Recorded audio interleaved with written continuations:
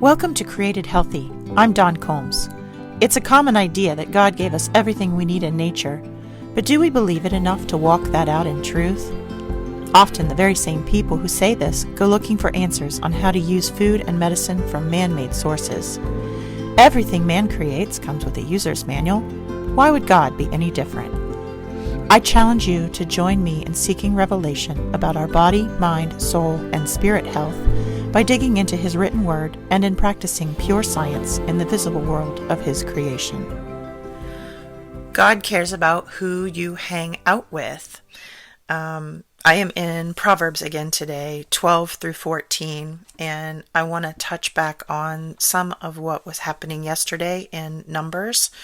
If we remember, Numbers 23 through 26, so actually in Numbers 25, we see this borne out.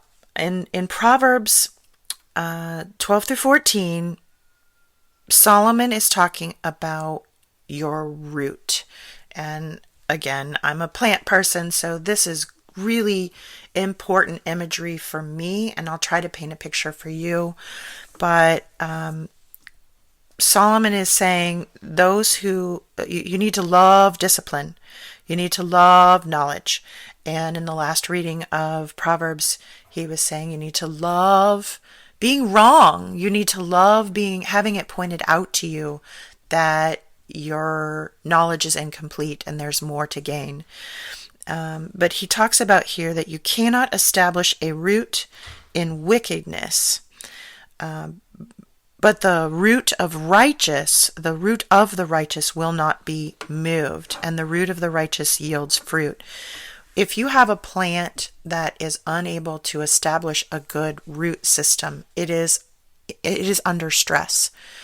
It produces disease. It attracts disease. It creates imbalances. So you may see discoloration in the leaves. You may see spotting. You may see insect predators coming at that plant because it is weakened, and any kind of weather is going to stress it out. It isn't getting enough nutrients. It isn't getting enough moisture. It isn't steady and stable. So a rooting system, and there's all different forms of roots, whether it's little tiny hair-like roots that are going way, way, way out in the soil. Like one alfalfa plant has the amount of roots that cover a football field when it's healthy.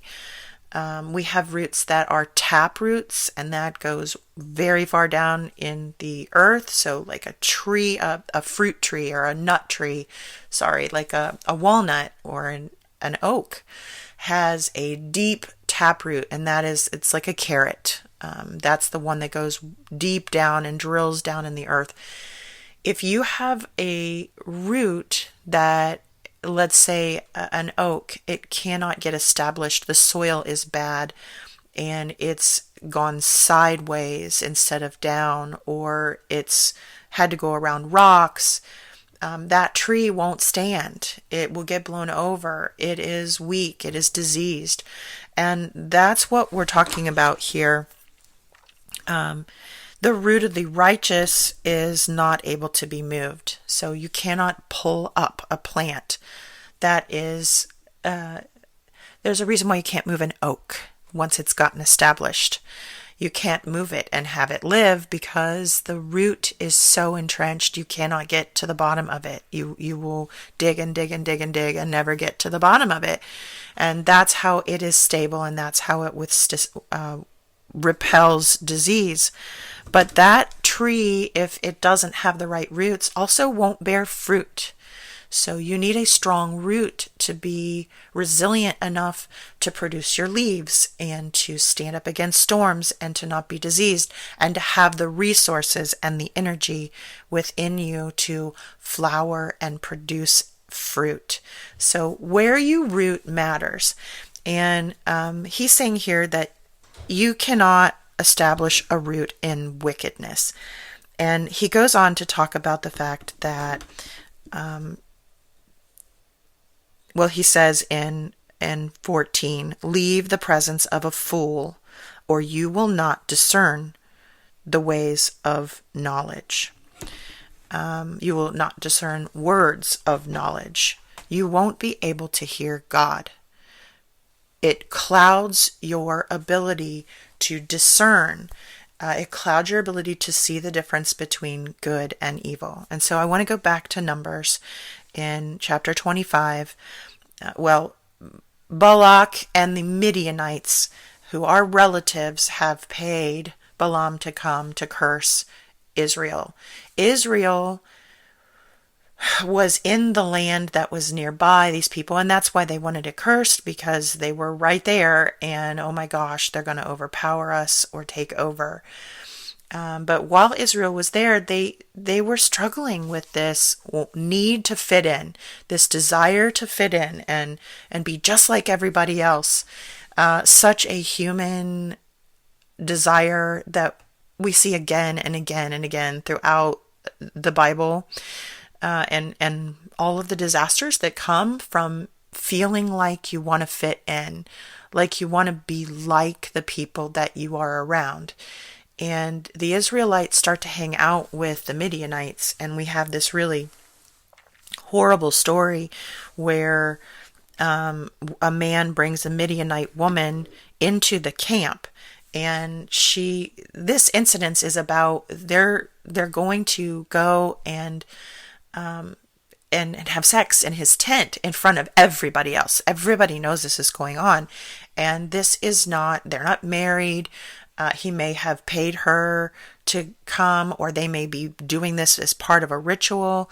And here you have, these are relatives. These are people that you kind of let down your guard with if you're an Israelite, because, well, these are sort of our people too. And these people came from Abraham, and Abraham is revered. And so these people are probably okay. And what they're doing, they're worshiping Baal, and they're having all of these orgies, and we should do that too, because I'm really sick of us leading this constant life of being good, and maybe this isn't so bad. And so you have this incident where this man brings a Midianite woman into the camp, and Phinehas, the son of Eleazar, who is the son of Aaron, Phinehas races in and throws a spear through the two of them and ends it. And this actually stops a plague.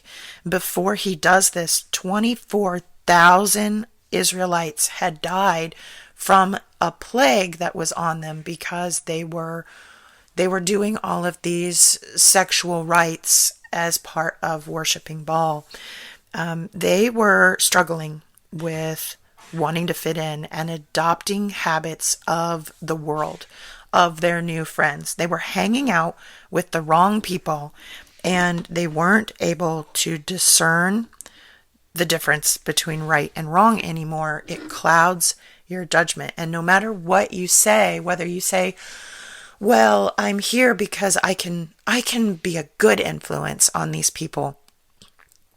Yes, you may be an influence on those people, but they're also being an influence on you. And it's very, very difficult to not begin to have your discernment compromised and your ability to hear God compromised, and not have your roots compromised. We must root in good soil. This does not mean that we can't love people who don't understand God, who aren't following God. I think there's definitely a lot of Christian dogma where the idea is to vilify people who don't think like you, and to step away from the world. And I think that's wrong. I've lived through that. I've been in a church that did that, and I definitely had to get away from that. But if you choose to surround yourself with people that don't believe like you do, it is going to be harder. This is a truth. Solomon is pointing this out, and I think it'd be really difficult. You can argue with me, drop me a note, but I think it'd be really difficult for you to argue the truth of the fact that who you're with influences what you get into, and what you allow, what you begin to slide into as more and more comfortable all the time. So Solomon would ask his son and anybody that's reading his wisdom to choose those closer ones wisely.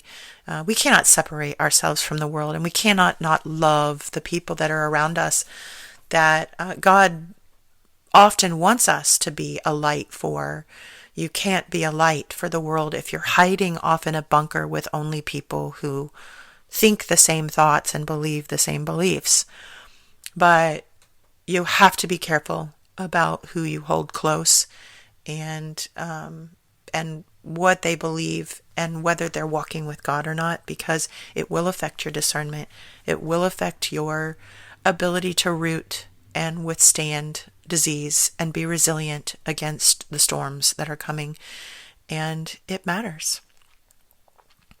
I pray that God is blessing you today, as all days, and that He is encouraging you to root deeply and to be resilient and to walk with Him in health, in mental and emotional and spiritual and physical health.